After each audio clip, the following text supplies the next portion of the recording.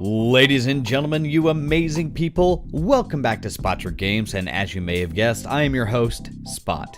Yes, I'm glad to have you. Hello! Hi, I hope you're doing great.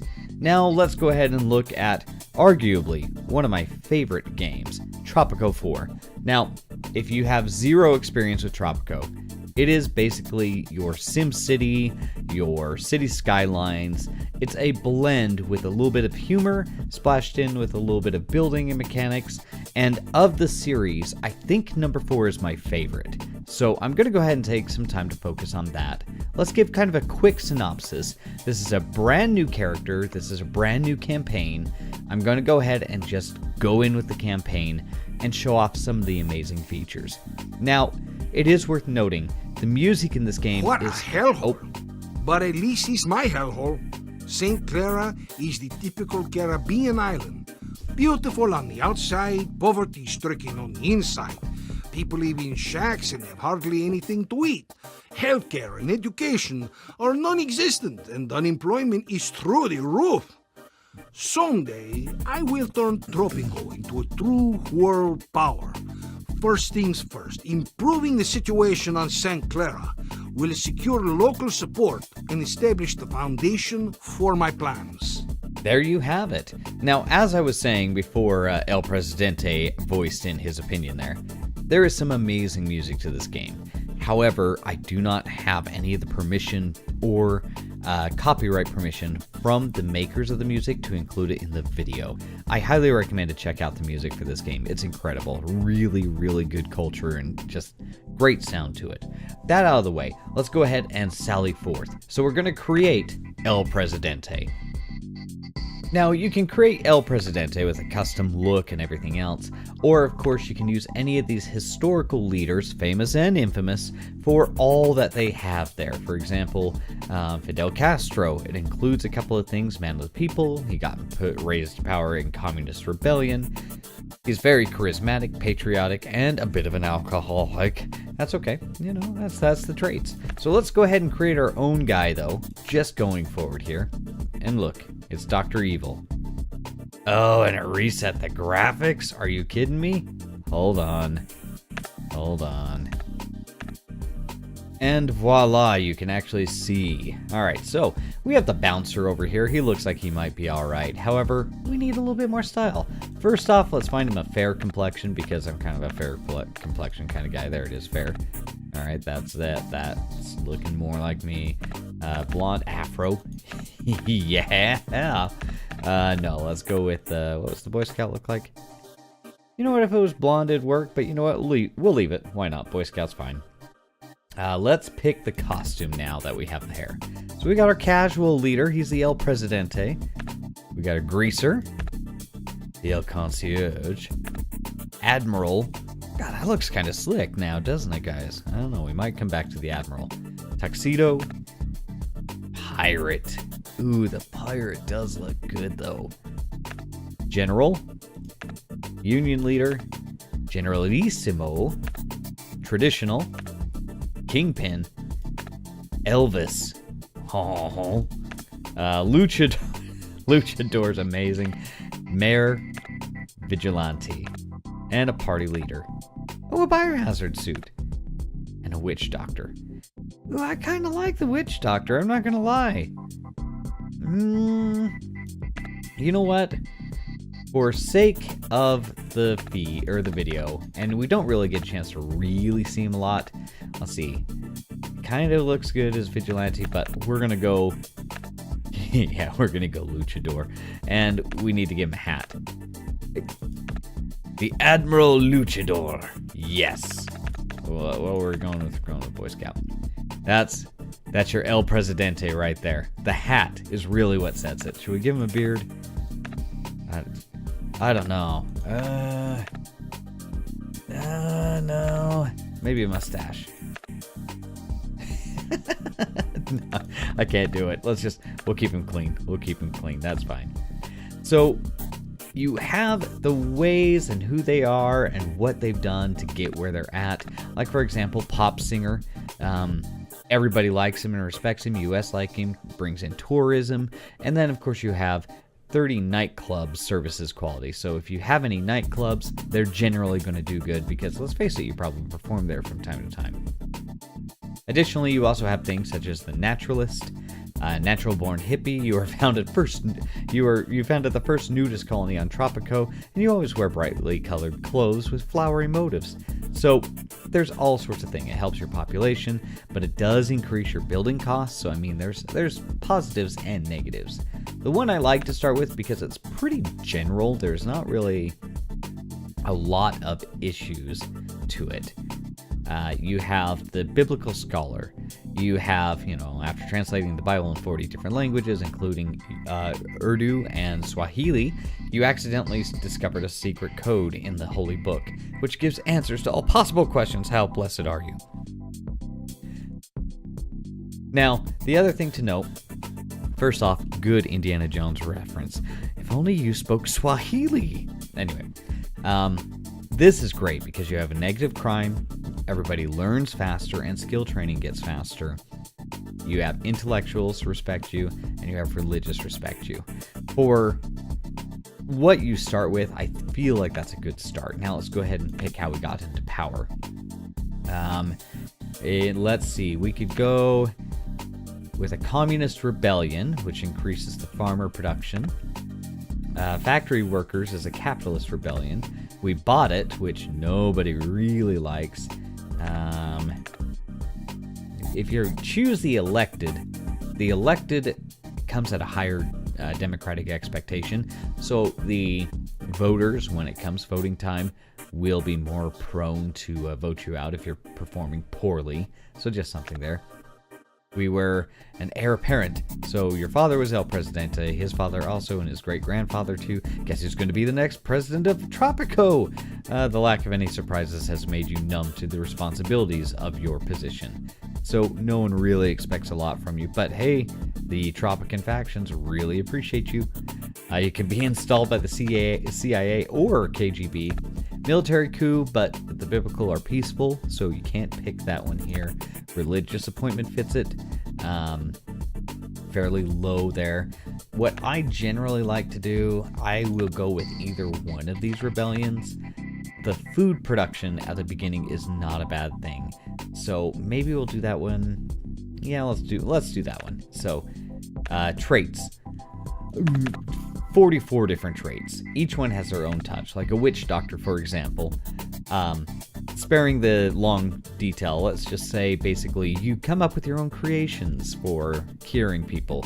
This gets you national respect. The religious respect doesn't really like it as much, but hey, that's where your biblical scholar balances in. Citizens need healthcare services less often.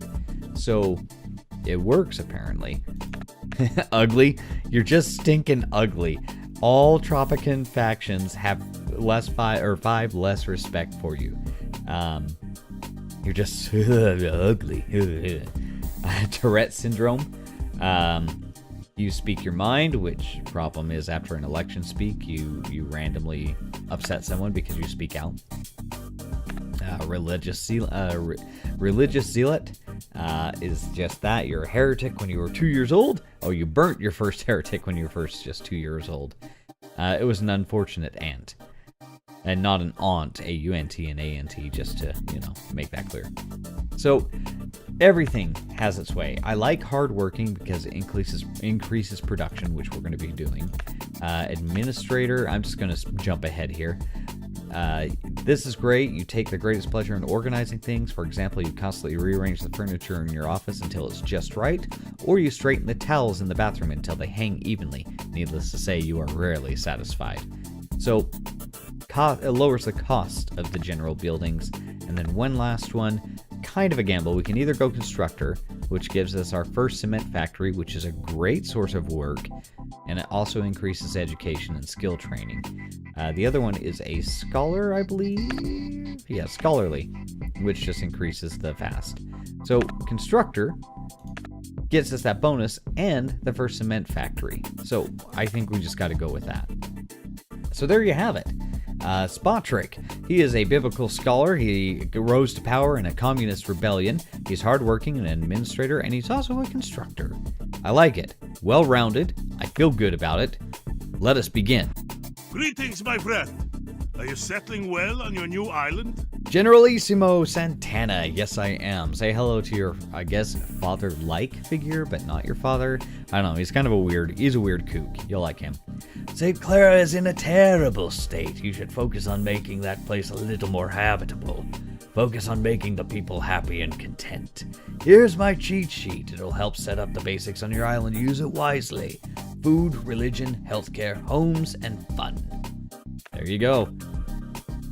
Welcome, Presidente. It is me, Penultimo, your most trustworthy advisor. Penultimo, I love you. He means well. Say hello to the most well-intentioned fellow you'll ever meet.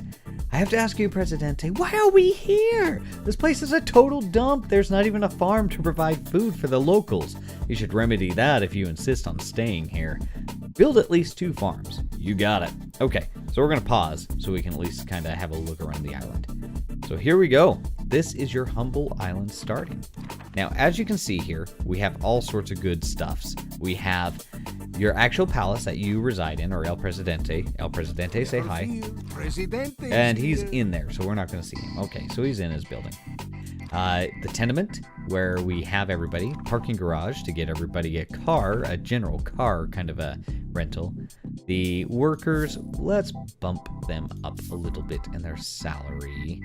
And the reason we're going to do that is so everybody's production is a little bit higher. The teamsters, they will haul goods. So as we make farms and we make places for them to go, they'll be hauling it to the dock or to the marketplaces or wherever's perfectly fit to put them. Then, of course, we have, okay, that's it. So let's get our farms going. Now, as you go to build, I have on a colorblind mode because, surprise, I'm red-green colorblind. So what I will do is look for the place that is the brightest, which I want to say is going to be right about there. Right about there. Feel good about that. So that's going to be farm number 1. Let's go ahead and get time going here. We're going to slightly speed it up just so we can keep track of things here. But everything is looking really good so far. So our people, as you can see, they all are individuals. They have their own thoughts. They have their own needs. It's really well thought out. This game, you will find, has a lot of depth, and you'll find it has it right off the bat. Let's go ahead and plan our second farm. So the first one is a corn farm.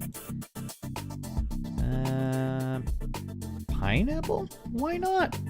Hey, why not? All right, let's see. But let's see if we can actually get where we want this. So if you don't necessarily want it to be in the white, but you want it to be by the white. And the reason for that is so that it can actually go and harvest the actual bright areas. And for, just for humorous purposes, without colorblind mode on, for the curious, in case this is your first experience here. Here's what you non-colorblind-ies see. Oh, that's not a great example because that's mine. Let's try that again. Oh, did I not save it? I did not save it. I'm sorry. Let me hit OK. I'm a terrible, terrible host today. So here's what you colories can see. That's what it normally looks like. Does that look a little bit better for all of you? Problem is, for me, I lose definition. Like, this is where it gets a little gray, and I understand it this, I'm assuming, is all one color, and I can tell there's super green right here, but the details are just really fuzzy. Like, I couldn't tell you. This is just a giant mess up here in my poor limited view, unfortunately. So, thankfully, the game developers, Colorblind Unite, thought of us, and they gave us this nice, easy, color-coded method of knowing where we can build stuff and where would be best. So, anyway, rant over for now. Let's get also a farm. Reason being is they can raise the cattle, and the cattle is also a nice little added bonus. But you know what? I'm going to extend this road out, and here's why. If I can get this road to come out to about, that's going to give us kind of a guideline, because I do, my weakest point in this is building well-structured towns. I want it to be straight. I want it to be nice and organized, but unfortunately that's not exactly my best strong suit here. So bear with me as we try to make this happen. We're just going to kind of get a road up here because, spoiler alert, because I know this, there's going to be a resource up here we want pretty soon. So I'm just going to go ahead and we're just going to get this ready here. You ready back there? Ah, you got it. Respect. Sorry, there's an Adam Sandler reference for you, for anyone willing to tolerate that. Let's see. Come on. That's good enough. Okay. So that'll at least give us kind of a little road up there. Now we just got to make sure we're not spending too much. So now I'm going to unfreeze time. We can send El Presidente over to the actual build site to kind of help out. No play for Presidente. It is all work and no play for Presidente. These guys are going to need a garage. All right, I'm going. No, I'm sorry, El Presidente. You do your thing. Garages are great. They save everybody a lot of time. So what I'm going to look at doing, since we have this road here, why don't we do this? Let's delete this road. Let's put a garage at the very end of this. Right there. I know all our lush green trees are going away, unfortunately. There we go. Okay. So that's at least going to combine and get an easy flow back and forth. The other thing we should probably do is build or at least plan a garage down here. Reason being is, let's face it, there's a lot of things down there. Oh yeah, we get a free cement factory too. So let's, do we have enough for it? Let's just stretch this out. $60, yeah, we can do $60. And how are we going to do this? Let's go over here. And let's come down here, down here. Thank you. And let's cut across. We lose one tree, but you know what? It'll be all right. It'll be all right. Let's see. Nope, not straight. If we go here, there we go. There we go, guys. I'm doing better at this. I'm pretty happy with that. Okay, so small little touches, but you know, it is what it is. So that's going to give kind of a nice little roundabout. That's going to help with traffic flow. That garage is definitely going to be needed, but let's get our stuff up here built first. So we now have our farm. And as workers come to work there, this will fill up so we can kind of keep track of what business is booming, what business is not booming, and what we can do to kind of try and enhance all that business. Now, there should be a mine down here. I think we have enough for the mine. Yeah. Let's see what we got. So we have 2,000. The mine would be a good investment, and here's why. We're going in a little early with it, and I think that's going to be okay. Because quite frankly, we can use the income for good. Because apparently, well, I mean, you could use income for bad, so I guess I will stop there because I'm correct. I'm correct, dang it. Okay. Now that I've spent all our money, let's see what happens. We're going to throw it in superpower speed mode here. So we've got one farm built. We have another farm being built. We have a garage being built. I think we're doing great. So I'm going to go ahead and skip forward just a touch. Oh, wait. Nope. There we go. Ding, ding, ding. Well done, Presidente.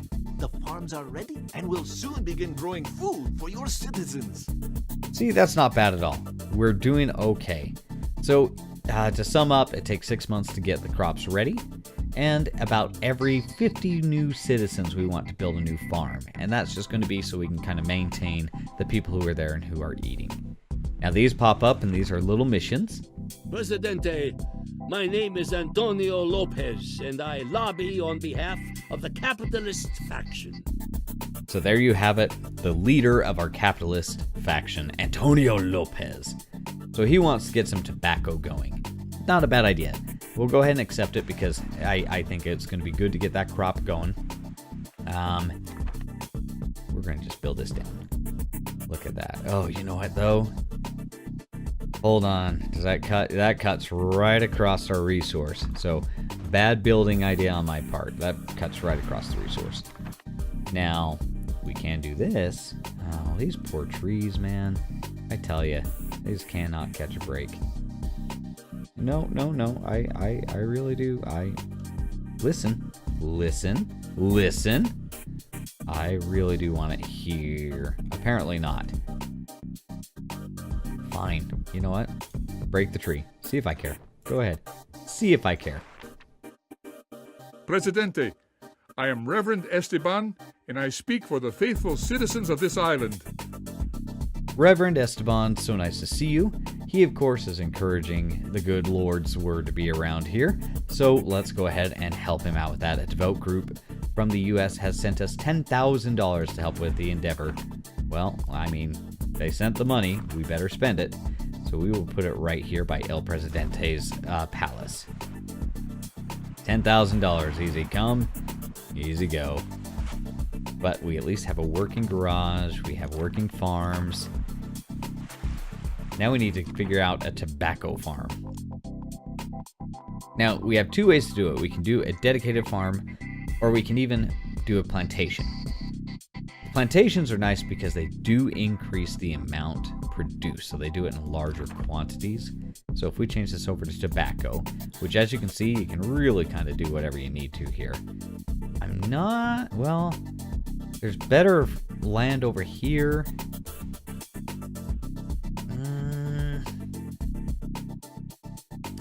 Not really the best anywhere. I mean, we can just throw it here, I guess. I guess. It's a huge I guess, because I don't necessarily think that's the best area for it. See, and it's times like this, I'm going to try colorblind mode off to actually see if I can find a better position for it. Maybe I'll just man up and leave it be.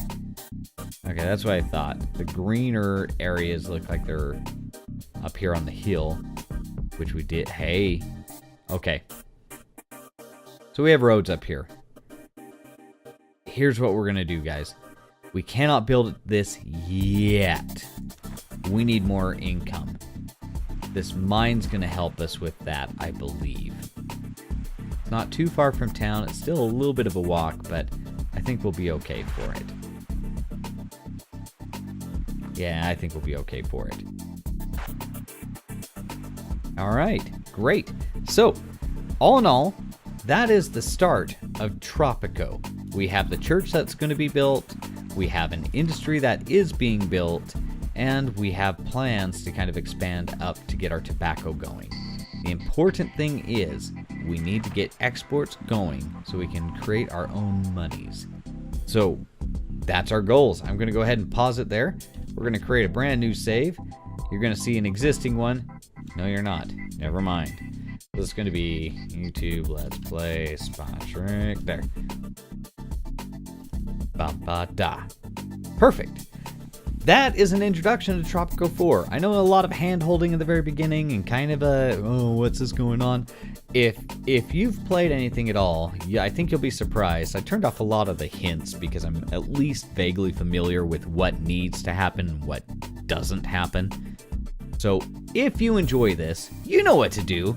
Hit that like button for me. And if you're new here, I don't know what you're waiting for. There's a subscribe button just begging for your attention. Just give it a click. It takes one mouse button click. That's like 7 muscles in your hand to even do that. I mean, you can do that for me. Other than that, thank you so much. I hope that you've enjoyed watching it. This is Spot with Spotric Games, bringing you Tropico 4 Episode 1. You have yourselves an amazing day, because you deserve it.